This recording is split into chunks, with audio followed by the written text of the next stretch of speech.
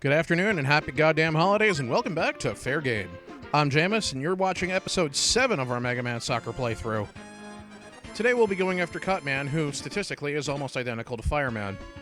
The main difference is that Cutman is even better at tackling and even worse at defense. He's also got a pretty powerful super shot, which unfortunately none of the goalies you currently have available will be able to stop. All in all, he's actually a little bit easier than Fireman, simply because he's much easier to steal from. It's actually kind of funny because while Fireman is one of the least seen Robot Masters in the entire series, Cutman is one of the most seen. Whereas Fireman only appeared in one episode of the Ruby Spears cartoon, Cutman appeared in every goddamn episode and was voiced by Terry Klassen. Klassen gave him a delivery rather akin to Peter Lorre, and good God does that actually work with him. He was kind of a pathological screw-up in the series, and that's actually something that worked really well with him. Even when he absolutely got his butt kicked, he'd be right back in the fray the following episode. There's actually a really great YouTube video that is actually sort of a clip show of just some of the many times Cutman has screwed up, and the result is hilarious. Believe it or not, that's actually really fitting and in tune with Cutman's character as a whole. Canonically, he's usually portrayed as aware of his surroundings, but extremely stubborn and with a tendency to not listen. All of which solidifies to make him the comic relief of the Robot Masters in the Megaman Ruby Spears cartoon. Cutman has actually had more appearances outside his original appearance in Mega Man 1 than any other Robot Master, to the best of my knowledge. He appears several times in Mega Man 7, first in the newspaper article and then again in the Robot Museum. He's a hidden mini-boss that you can actually fight in the Saturn version of Mega Man 8. He features prominently in both the Game Boy version of Mega Man 1 and also Rockman the Power Battle. He also appears in that game's sequel. He's in Mega Man Soccer, as you can see, and he's even in Super Adventure Rockman, the FMV game. He's also the only Robot Master, to the best of my knowledge, to make an appearance in the Mega Man X games. If you have data from Mega Man Command Mission on your memory card, and you use a memory card with that data to play Mega Man X8, you'll actually be able to find Cutman as a hidden mini-boss in Optic Sunflower stage. All in all, it's actually really hard to find a more prevalent Robot Master than Cutman. You can even make the argument that there's an heir apparent to the guy in Boomerang Kwanger in Mega Man X. Cutman has also had an absolute ton of fanworks made about him, too. I know of at least one terrible ROM hack centered around him, and I know of several decent ones. Terrible one, Cutman's Bad Scissors Day, is far funnier, however. And of course, in Captain N, he became Deadly CUTSMAN. Christ. The descendants of Neil and I are going to be making memes about that generations from now. I believe Cutman is even playable in Mega Man Powered Up. Cutman is also blessed with good stage music, and interestingly enough, one of the better stages in the game. In addition to just looking good with this nice red sand setup, if you look along the top border, the stands are actually filled with robots from the previous games.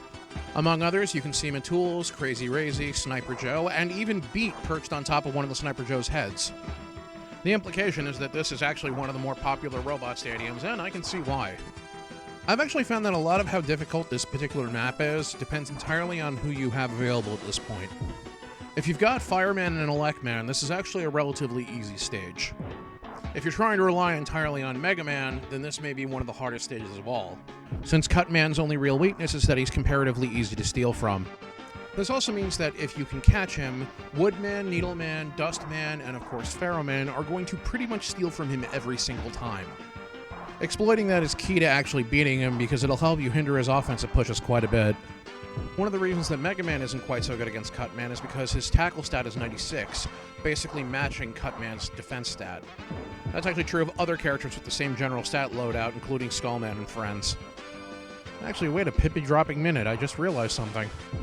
I've never really explained how it is that the defense and tackle stats work in this game, have I?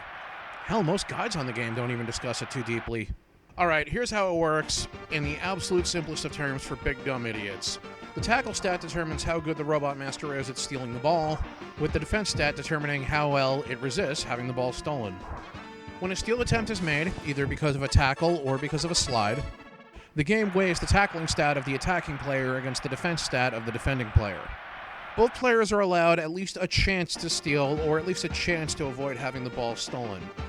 In the event that the attacking player's tackling stat is significantly higher than the defending player's defense stat, they will almost always steal. This is why Ferroman and Woodman are so good at stealing the ball. In the event that the defending player's stat is significantly better than the attacking player's tackling stat, then they'll usually not have the ball stolen. That's why it can take multiple attempts to steal from Woodman or Pharaohman, or God help you, Dr. Wily.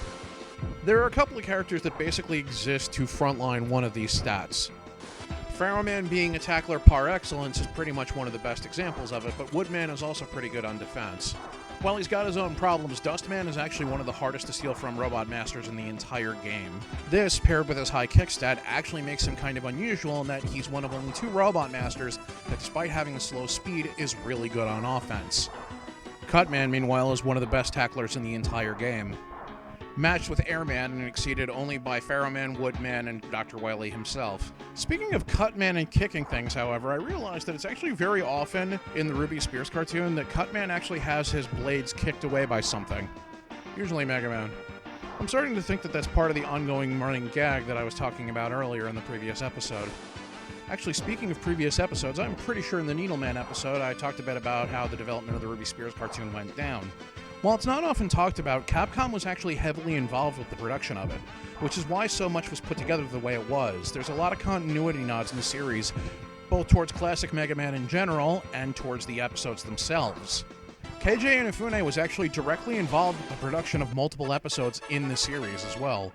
Several things that are actually really easy to dismiss as Ruby Spears not understanding the character were actually direct mandates from Capcom itself. As an example, X's portrayal in the episode Mega X portrays him as much more hostile and violent than he did in the original works.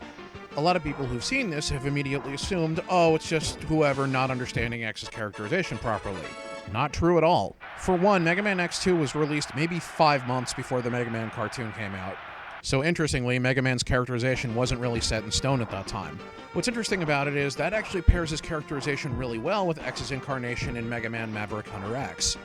And while Maverick Hunter X as a work I'd say has its own problems, one thing it does fantastically is handle the characterization of X himself. When the game first starts, X is portrayed as kind of this wide-eyed idealist. He has a gentle-natured, almost naive worldview that kind of is incompatible with the situation he's found himself in. He actively tries to talk down the various Mavericks throughout the game, and it never works. He's even forced to put down a few that aren't really being evil in and of themselves, but are serving Sigma because they don't know any better, or because they don't have a choice.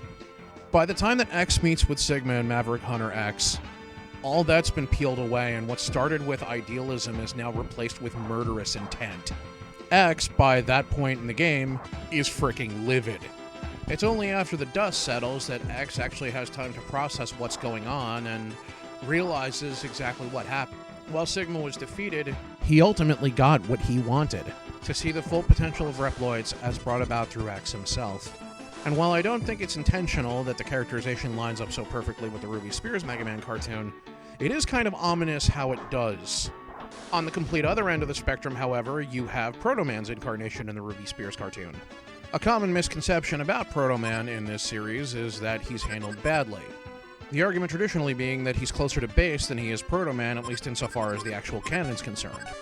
What most don't get is that KJ Inafune specifically recommended that they handle Proto Man this way. The reason he suggested it was because it was thought, at the time, that by suggesting it, he'd actually make for some much more interesting characterization than it would if he was simply a free agent. And he wasn't wrong, either. This is actually a very well done mechanic that can actually be used very effectively within the context of this series. But it actually gets funnier than that. Inafune at the time was working on Mega Man 7, the game that introduced Bass, which came out almost 7 months after the Mega Man cartoon started to air. Yes, that's right. The Mega Man cartoon's incarnation of Proto Man inspired Bass.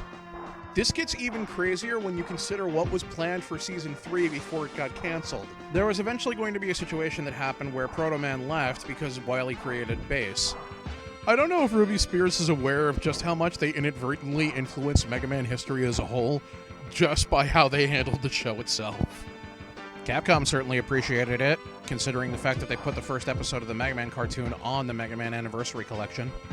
It's just absolutely surreal that this winds up connecting to so much in Mega Man history. It's kind of amazing. I wouldn't be surprised if you take a closer look that almost everything that's remotely Mega Man connected has some other greater influence on the entire series if you just look hard enough. Hell, one of the best-known Mega Man soccer references is in Mega Man 8. They give you the goddamn Mega Ball, a soccer ball weapon that you then kick.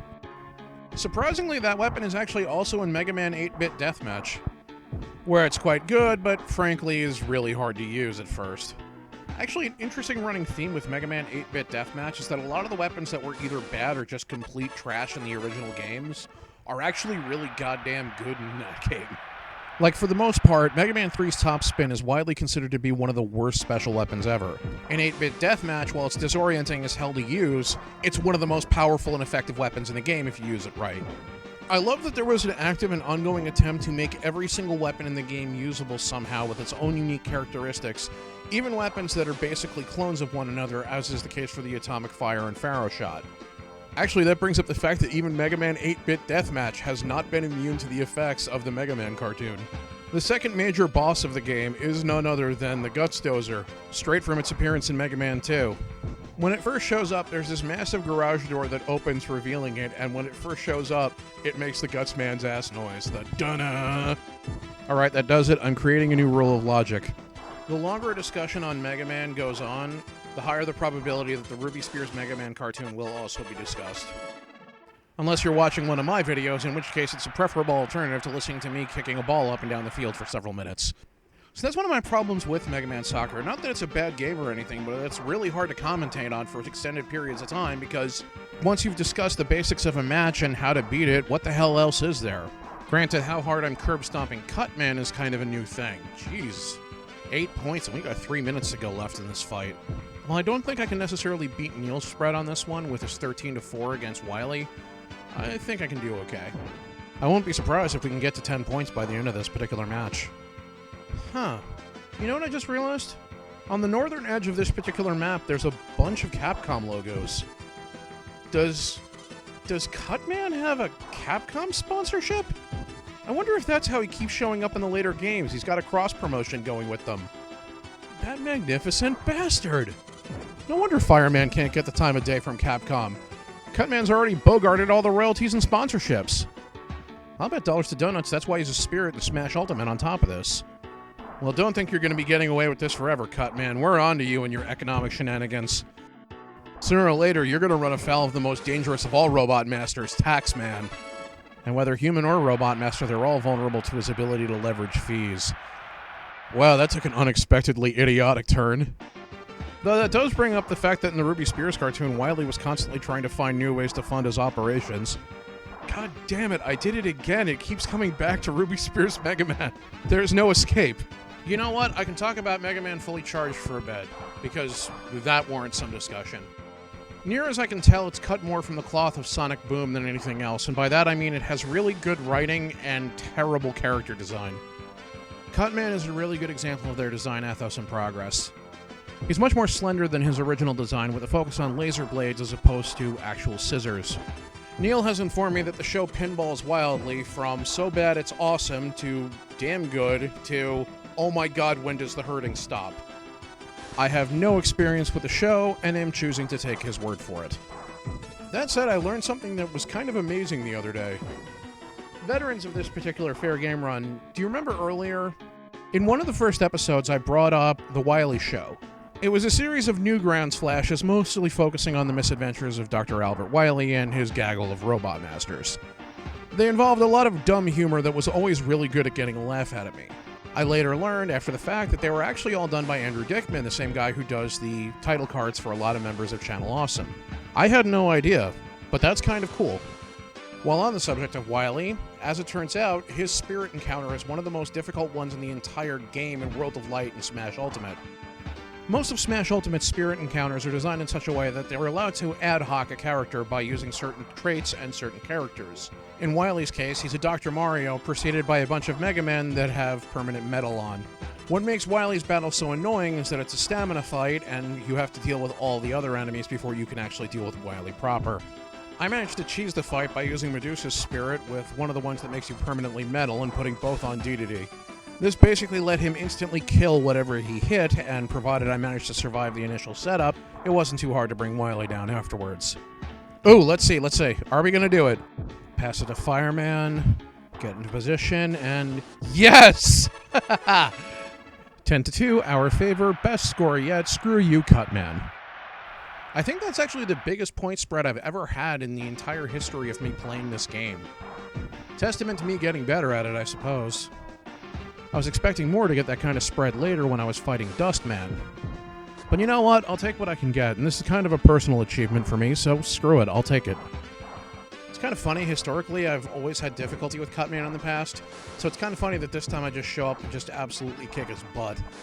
All we gotta do is keep him from scoring for the next, 5 seconds. If we even need to do that, because we kind of already have won by default, considering the point spread. And there we go. We now have a Cutman for our team and only one Robot Master left to defeat, Dustman. Which in turn means we only have 4 episodes left in this series. Thank you for watching our Fair Game episode, and I've been Jaimas. See you next time.